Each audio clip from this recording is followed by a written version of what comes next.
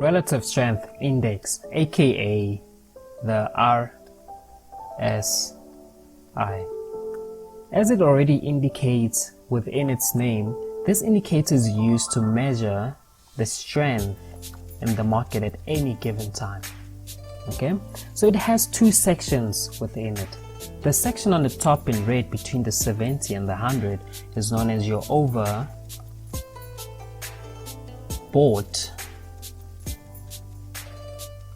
zone. The section at the bottom in green between your 30 and 0 is known as your oversold zone. And what it simply means, overbuying means that there's too many buyers. So that should indicate what type of strength. It should indicate that you've got extremely strong bulls or buyers in this market. Okay, if the market is going around this green area here in the oversold, which means there's too much selling, this will then indicate that we have extremely strong sellers or bears in this market. Okay, how would it look in the actual chart? So basically the RSI would move along the average pricing. So everything in here is just average. Alright, so this is average price. So we don't trade in this zone here. So as soon as the RSI then pops into the 70 area, so it's above the 70, and we can kind of see the space in between here. Okay, so here for the first time we can then declare that we have strong bulls, right? So now the bulls are strong at this point, and for as long as this RSI stays above 70, it will forever indicate extremely strong bulls. Okay, you never take that away from them. So for as long as RSI is above 70, assume that the bulls will keep the markets going up. So what we expect there is that the chart will keep going higher and higher and higher because we have extremely strong bulls. So what usually happens is when you have a very strong bull, they're about to lose power. Okay, imagine someone at gym lifting 100 kilograms. Probably on their first try they'll probably do it and hold it for about 2 minutes.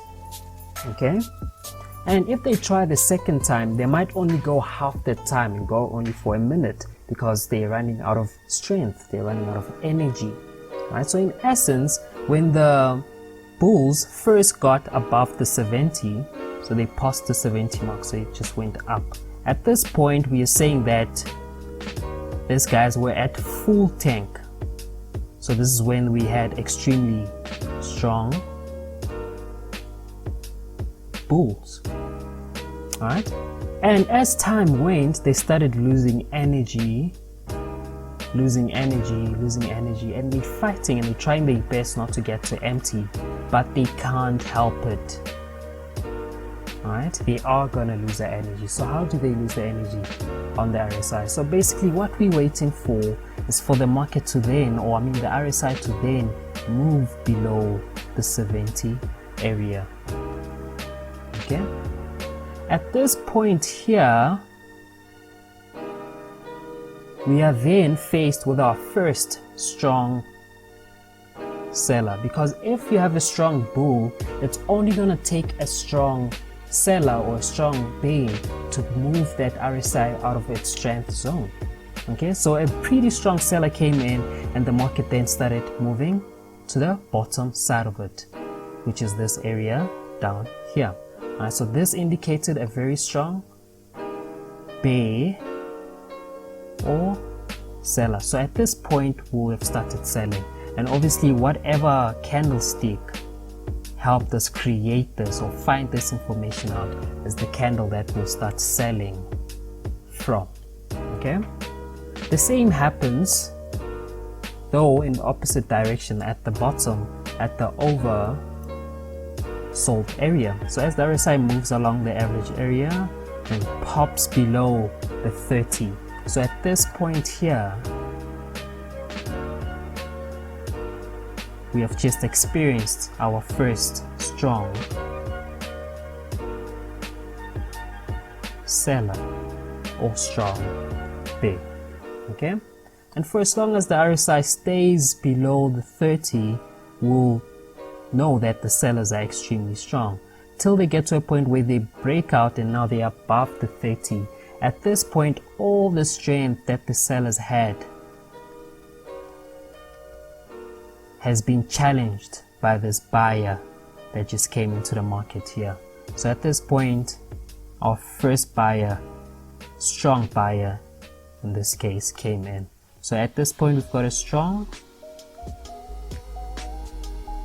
buyer or strong bull. So at this point, if that candle looks like this, or however it looks, we'll then start placing buy orders from there on, from this point. Okay, so you don't buy while they're strong. Don't go into a bull territory and start playing bearish games. Okay, wait for them to run out of energy. Same with this buyers over here. If you're gonna buy, wait for the sellers to leave their territory. Wait for that very strong bull to come in. So basically, when we went down there, we had extremely strong bears, so strong sellers, and we waited for them to also run out of energy and go to empty before we started buying. Okay, it works like that, simple as that. Under strong bulls, wait for a strong seller to come in and then also start selling. So that's generally how the relative strength index is used. So let's go look at an actual chart and how this would look. Okay, so let's scroll down here.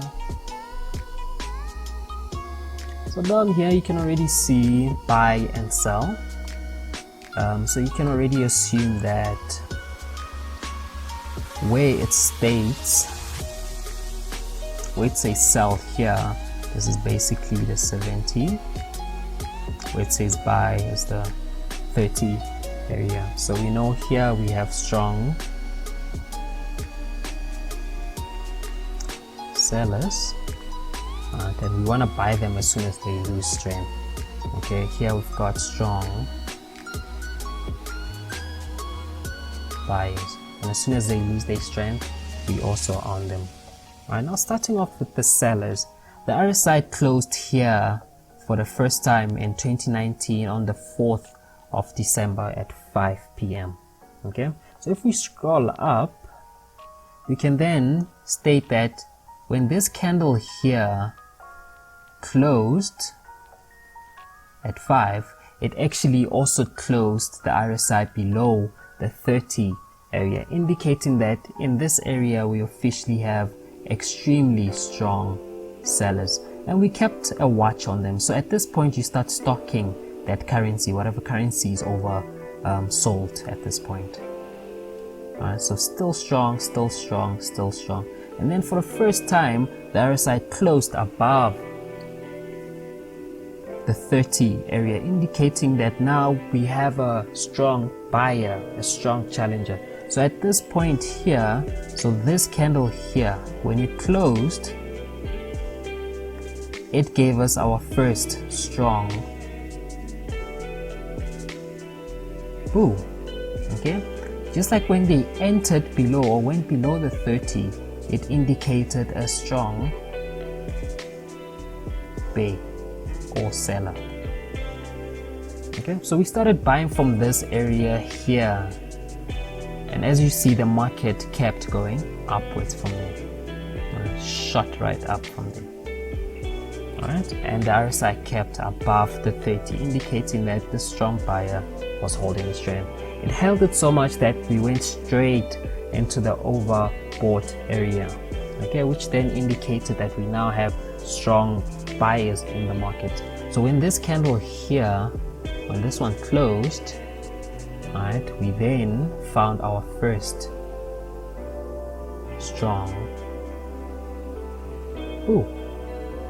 Okay, so this whole area here this is when you didn't want to mess with those bulls. They were still at 100% energy, and you can see their energy depleting and depleting, and finally they closed below. So the candle that did that is this guy here. It was the first candle to indicate that we are now below the strength of the buyers. So this indicated that now we have a strong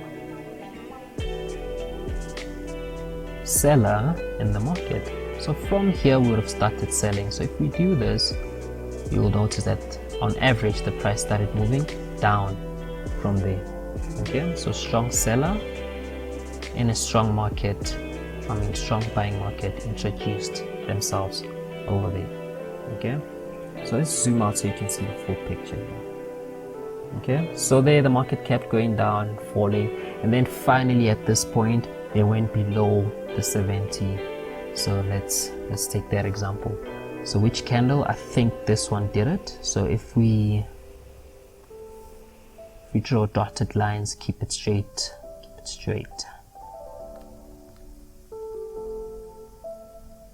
Alright, so at this point here the RSI closed below the 30, meaning that here we identified a very strong bear or seller, because now we're in the oversold area.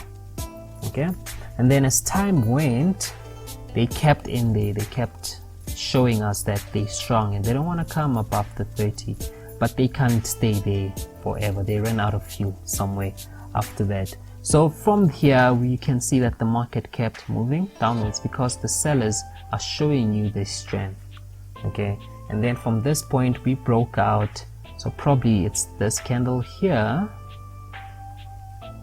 is officially above the 30, showing us that here we potentially have a strong bull. And then the market might continue going upwards until we meet our next seller. That's literally how the RSI works. It's not complicated at all. The rule is simple. Let them gain full strength so that you can see that here is an area of strong support or strong resistance, and then wait for that resistance or support to fail.